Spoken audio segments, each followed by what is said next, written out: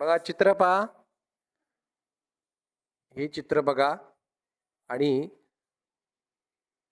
हे चित्र पाहायचंय आणि कशाचं चित्र आहे ते सांगायचंय.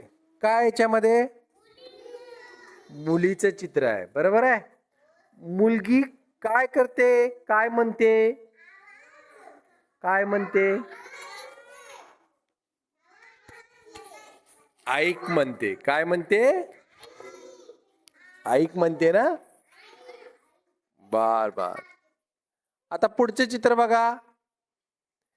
याच्यामध्ये काय दिसते या चित्रामध्ये?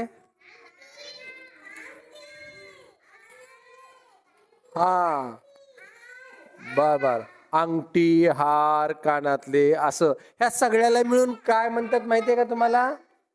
त्याला म्हणायचं ऐवज. काय म्हणायचं त्याला? ऐवज. बर. आता पुढचं चित्र बघा. कशाचं चित्र आहे? हा कशाचं आहे? आयरन. काय? आयरन आहे. आता इकडे बघा. आता इथे तुम्हाला काय दिसतंय? कोणतं अक्षर आहे? क. आता क च्या वर हे तर काय दिले? दोन मात्रे. कोण बोलले रे? हा. आणि मग ह्याच्यावर दोन मात्रे दिले. इथं काय झालं बघा? कै. आणि मग इथं कोणता शब्द तयार झालाय?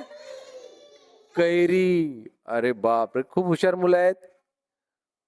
बर. आता पुढे बघू आपण. आता इथं बघा, हे जोडून आपल्याला लिहायचं आहे. तर आता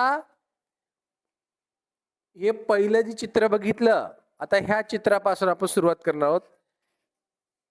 ह्या चित्रामध्ये एक अक्षर दिसते.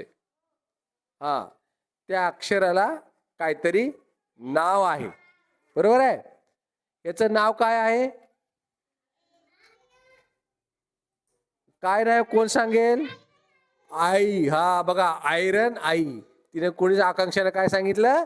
आयरन आई. म्हणजे हे कोणतं आहे? आई हे अक्षर आहे, बरोबर आहे.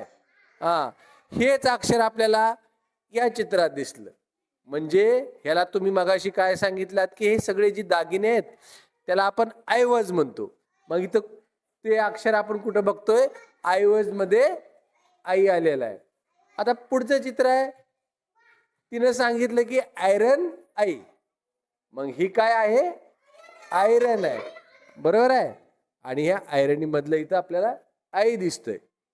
आणि हेच आई. आता हे बघा, हे जे आहे ना, ह्याचा उच्चार पण आई होतो. म्हणून हे जे दोन मात्रे दिसतायत तुम्हाला, त्याचा उच्चार काय होणार आहे? आई होणार आहे.